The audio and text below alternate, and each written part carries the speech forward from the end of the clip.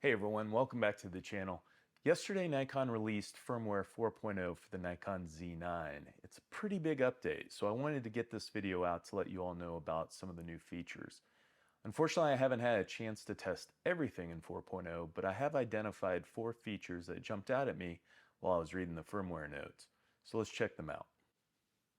Okay, so number 4 on the list is camera sounds. Now, this isn't a huge deal for me, but I did see in some of the Facebook groups and forums, people were really looking forward to being able to change their shutter sounds. So mostly to make it meow or bark or something to that effect. But Nikon didn't give us the cat's meow, so to speak, but they did give us 4 additional sounds that are pretty distinctive and should make most photographers happy. So let me show you how to set that up.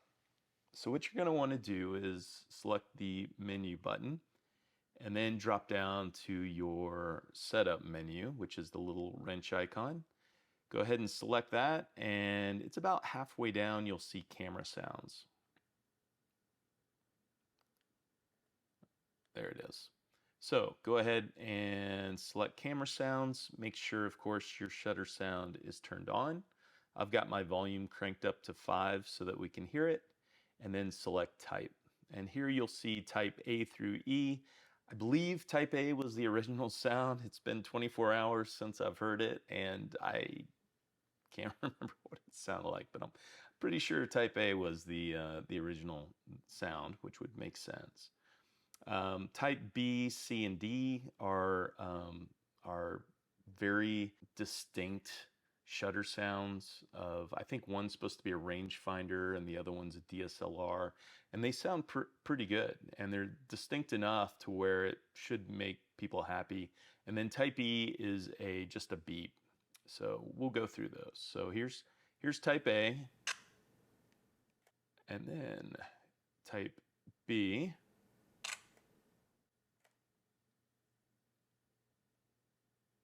Type C,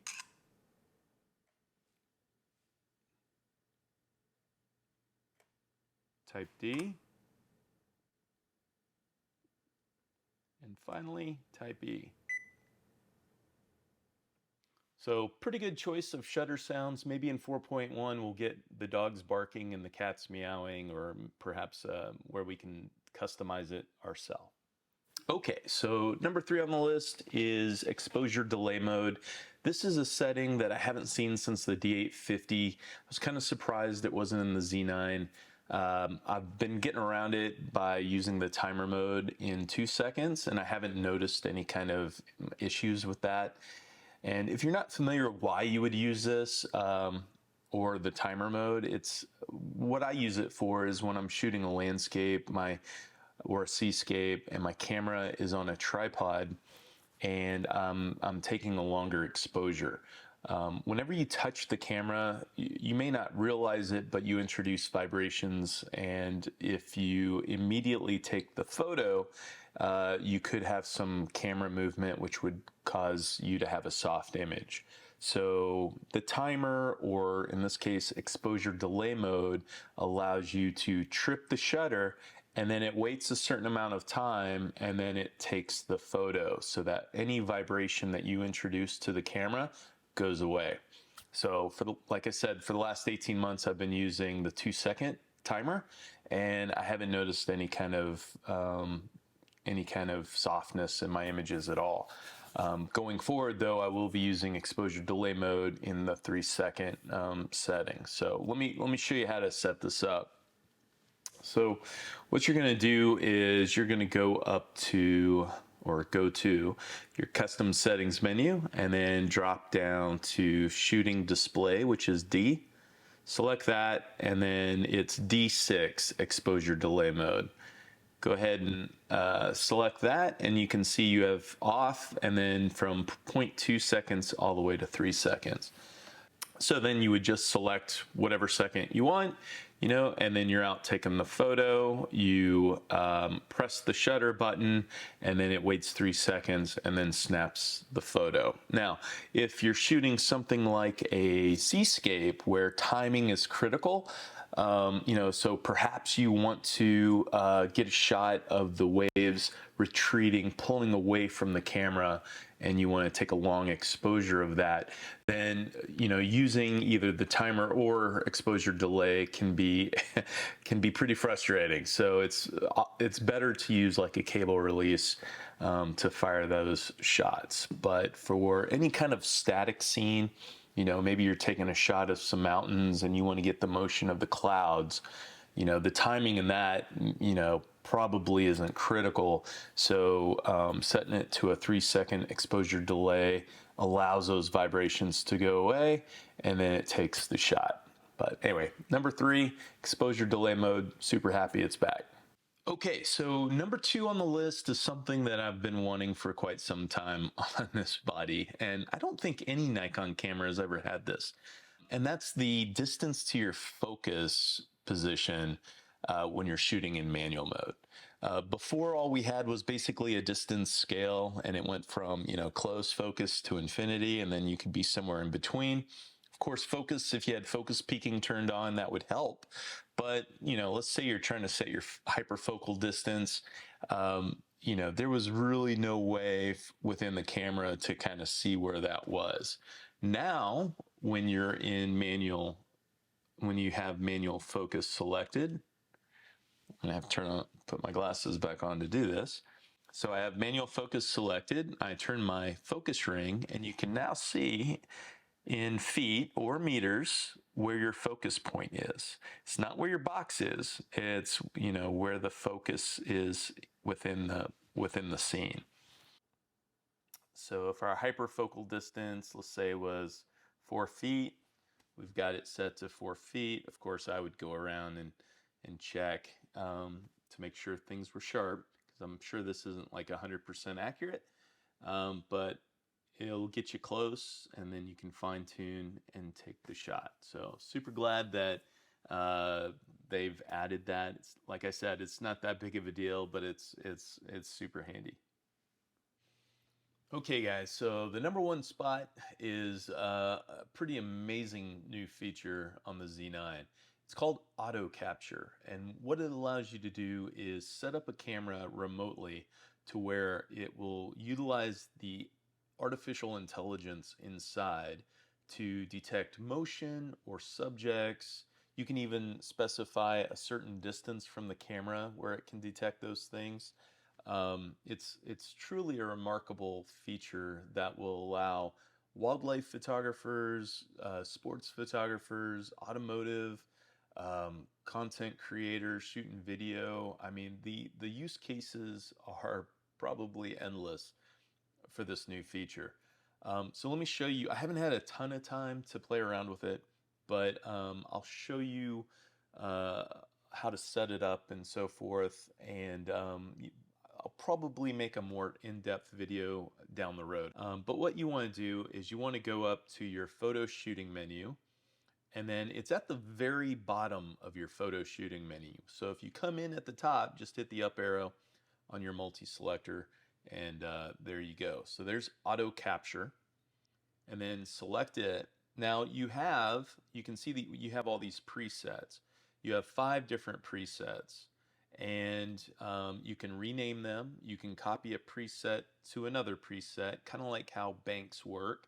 And you can also view the settings. Now, you can't modify any of these settings on this screen. What you have to do, you can see them all, but you can't modify any of them. So the way you would modify it would be to select it and then hit start. So let's just say I wanted to modify preset number 2. I would select preset number 2, hit start, and now it's going to give me all of my options. Okay, so we'll start over here for motion, and here I can set up what it is I'm wanting it to auto capture. Is it going to be prompted with motion or a subject? And then do I want to specify a certain distance from the camera? And I mean, I can select all 3 if I wanted to. So I could have all 3 of those checked, or I could just check the one that I want to have it start capturing on. So in this case, I'm going to use motion, and then I'm going to hit go back. So I've got motion selected, and now I can select either what speed for that motion. So I can have it detect slow moving objects or fast. So 1 is slow, and then 5 is fast. And I guess that's relative. I'm not sure what the definition of any of those are, but we'll just leave it at 1 for now. If I use my front command dial, I can change the subject size. So 1 is small and 5 is large. So if you have a large subject and you want it to not look at any of the small subjects, then you would select 5. For this little demo that I'm going to do, I'm going to select 1. All right, so then I'm going to hit the I button and go back. Since I'm only using motion, the subject detection is not available, of course. And then the distance, I didn't select distance, so but this is where you could say, okay, I went from 1 meter to 2 meters in this case, and only motion within that area do I want you to start capturing.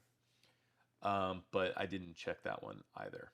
Now, the target area is really cool. So what this allows, and by the way, this only is available if your focusing mode is set to auto area. If you have any other focusing mode, this will be grayed out. So you have to have auto area selected to be able to select this in auto capture.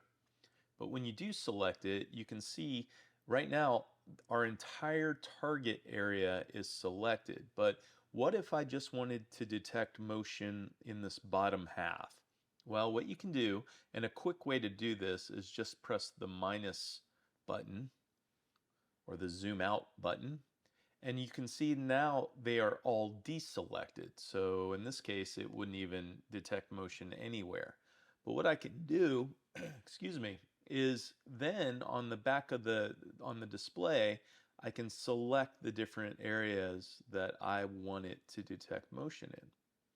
Now, if I wanted even a finer tuning of this, let's just say I wanted, maybe a couple of these rows up here, I could just use my multi-selector and hit the OK button to deselect those. So cool. So we've got our area that we want it to look for the motion. So if I have motion over here, it's just going to, it's not going to start capturing, only in this area right here that I've deselected. All right, so I'm going to go ahead and hit the I button and go back. This next feature is recording time and the wait after it fires. So with off, it will just start firing until it potentially runs out of juice or no longer detects the subject. I'm going to set this to 2 seconds, and then I'm going to select the wait after shooting to maybe 3 seconds. We'll see how this works. So then it says I for next. Now I can press start here, or I can press the red record button on top of the camera, and I'm going to go ahead and do that. So you can see auto capture is flashing right there. If I wanted to end, all I'd have to do, I could press it, or I could hit the record button. Now if I bring motion from on this side, it's not going to do anything because it's looking for motion within this area. If I bring my little airplane in here, it automatically starts firing. So, pretty powerful stuff. I'm going to go ahead and press the end button. I'm going to press end again. And there's one more thing I wanted to show you.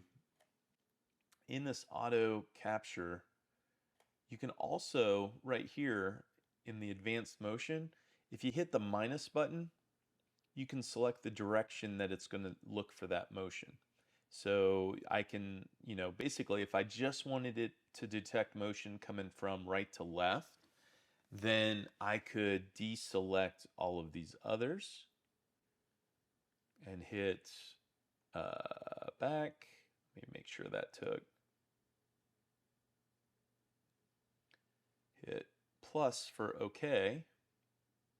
Double check that. Yeah, so right now it's only going to detect motion coming this way, but not coming this way. So let's test that out real quick. So then I'm going to hit OK, and then I'm going to hit I to go back, and then I for next, and we'll start recording. Okay, so remember, it's only going to detect the motion right to left, not left to right. So here's our little airplane coming through. Nothing. But as soon as I go right to left, captured. So that's pretty powerful stuff. Again, I'll make a video on a little more in-depth video than that, but I'm really excited to start using this. I know for motocross, I'm already thinking about how to set this up for motocross shots. So yeah, super excited to use this. All right, well, that was quite an update, and that's only 4 of the many new features and changes in Firmware 4.0. If you want to read about all the other new changes, check out the release notes when you're downloading your firmware. I'll also add some of the bigger items to the end of this video. Now, if you don't know how to upgrade your firmware, I made a video on how to do it a little while ago, but the process is the same. I'll put the link above so you can check it out. Down in the description, you might notice a new link to my recommended gear page.